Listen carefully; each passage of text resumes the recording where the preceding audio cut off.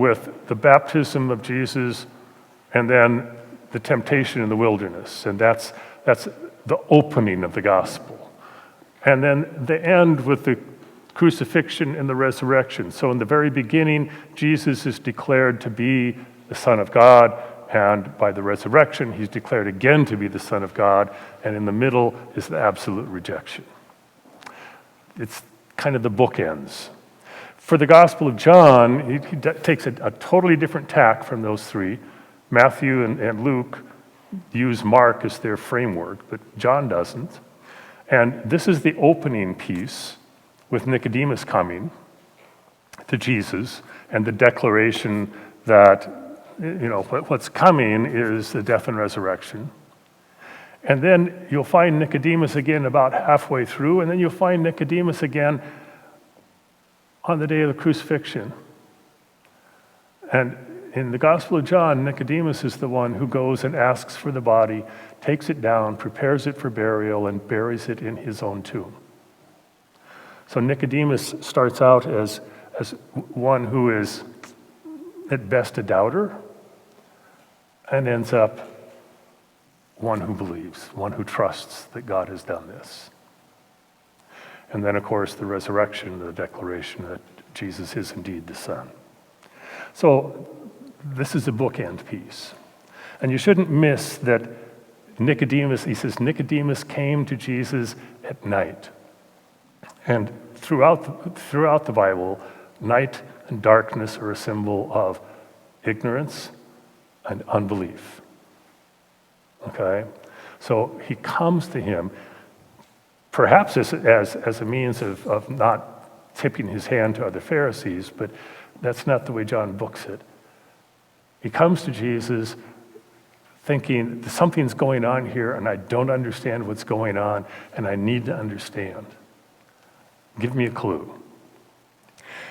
You'll find not just in John, but in all four Gospels, whenever anybody comes up to Jesus and asks him a question, give me a clue about this question, Jesus' answer isn't an answer. Jesus' answer declares something new. First off, Rabbi, how can we know you're a teacher who's come from God, for no one can do the signs you do apart from the presence of God. And Jesus answers him in the first cryptic. Truly, I tell you, no one can see the dominion of God without being born from above.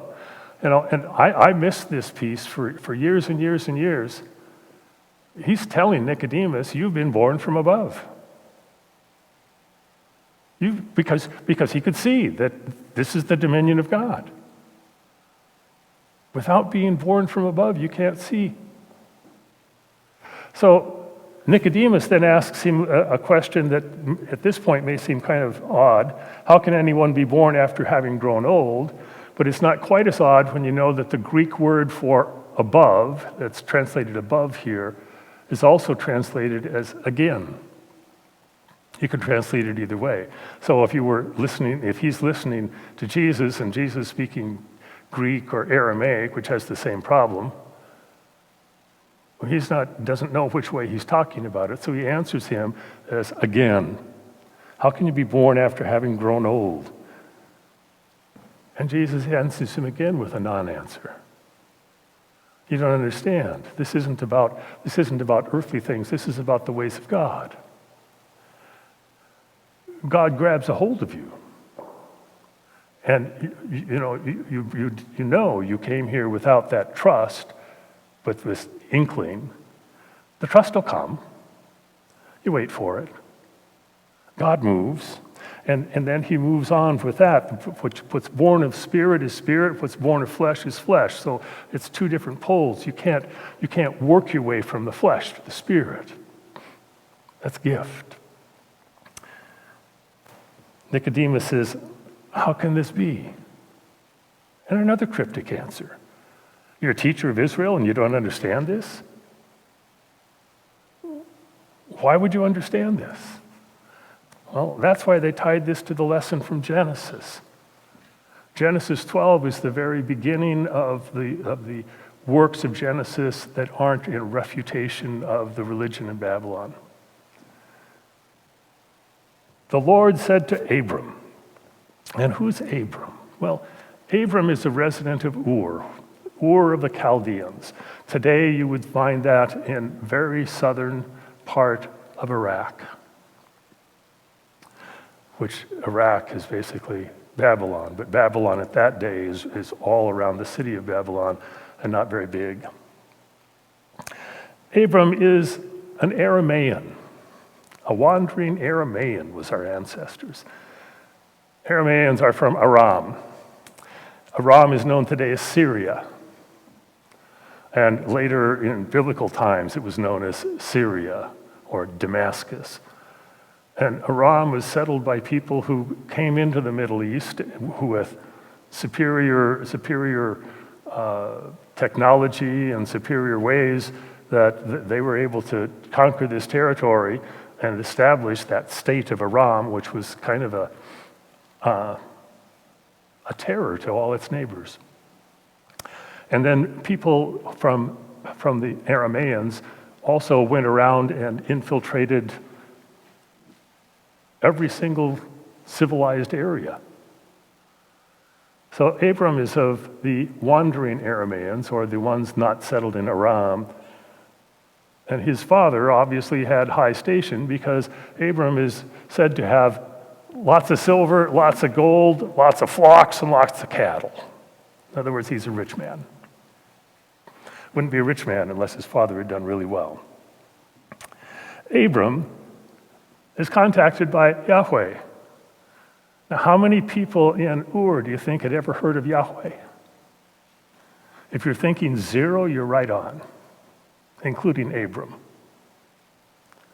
This unknown God says to him, "Go from your country and your kindred and your father's house. Go from everything that defines you, everything that gives you safety, everything that gives you a place and a name, and go to the country that I'll show you." You ready to pack up? Just walk away from everything. Walk away from your extended family, walk away from your home, walk away from your business, walk away from your country, and someday I'll show you where you're going. Why would you go? Why would you go? I mean, that's the first question you have to ask about Abram. Why in the world did he go?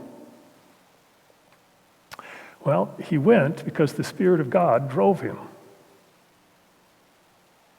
That's it. That's the Bible's answer to that. He went because the Spirit of God drove him. "I will make of you a great nation. I will bless you and make your name great so that you will be a blessing.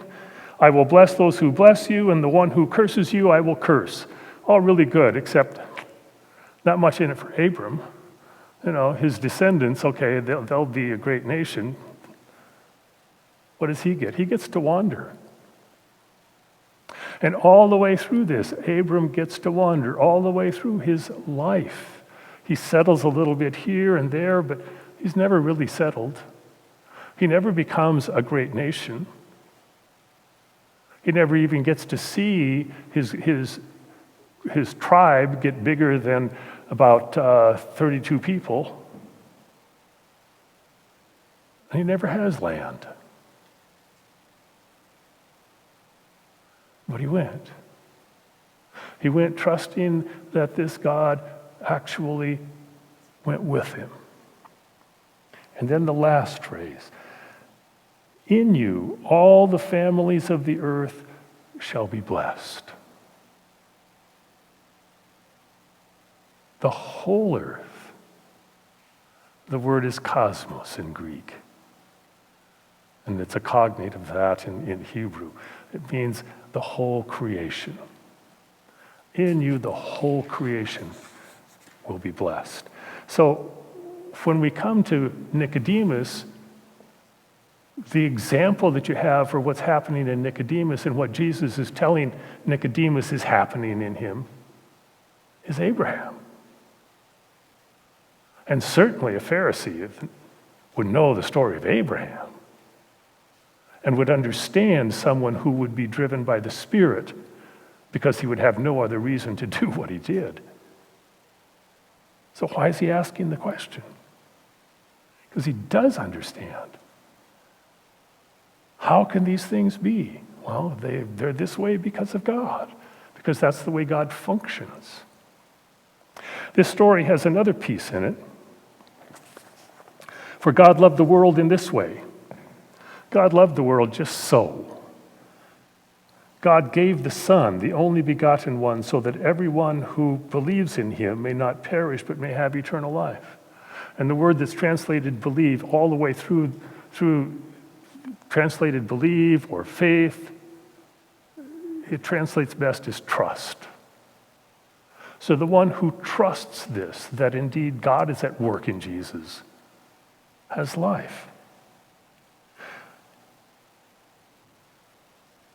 And then, verse 17. Please don't forget verse 17, because we usually end there. This is the one that's really the gospel in miniature. Verse 17.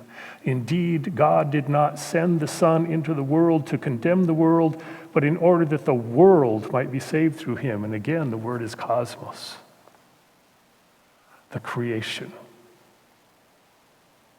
So what's Jesus about? Jesus is about the bringing together, the healing of the whole creation. Or as Luther states it, and Paul stated it, Jesus is about God creating the world the way it's finally going to be. We call it the eighth day of creation. We say that God had this in mind before God first said, "Light be." And it's not that everything fell apart and then Jesus fixed it. It's that this was simply the next step in the creation to bring it all into unity with God. So what's your place in this? Well, number one, our place in this is to trust that indeed what the Bible tells us is indeed what God is up to in Jesus, that he indeed is the one who unifies the creation with God. And in trusting that, go spread the news. And the news isn't if you do the right things or believe the right things or say the right things or avoid the wrong things, then God will love you and will give you life. The news is that God is giving you life. Period. But like Abram, he went along and he went along with his brother, and they went up to Haran, which is Assyria, and they settled there for a couple of years. And his brother stayed there, and God told Abram, time to move. And he took him down the other side of the Fertile Crescent and into bad situations and good situations, but nothing settled. And somewhere along the line, Abram and Sarah decided that they had to help God out in this promise because they weren't having any kids. So Sarah gave Abram her handmaiden in order to have a child for her. And of course, she had Hagar and she had Ishmael. And Ishmael was the heir until God comes and visits Abraham and Sarah when Sarah's 89 and Abraham's 95 and says, 9 months from now, you're going to have a child. To which they both laughed. Can't be. Can't be. And if you're an 89-year-old woman, you would say, oh, no, can't be, can't be, can't be. Oh, hope not. And if you're a 95-year-old, I'm a long ways from 95, but I would already say, oh, can't be, because I know I can't keep up with my grandson. Lacked that trust. It wasn't full. There were always bends in it. There were always flaws in it. And then he goes and kicks Hagar and Ishmael out of the home and throws them into the desert to die. Lacks the trust. When you think about Abram, don't think just about that he got up and went when God told him to get up and go, but that he drug his heels the whole way. Not one single person in the Old Testament comes off good. They all come off. And that's another thing to remember when you are in your off days. We're still on track.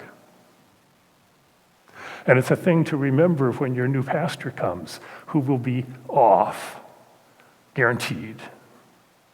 Because just like us, the new pastor's still on track. And we can be on track together. And the together is the biggest part of this.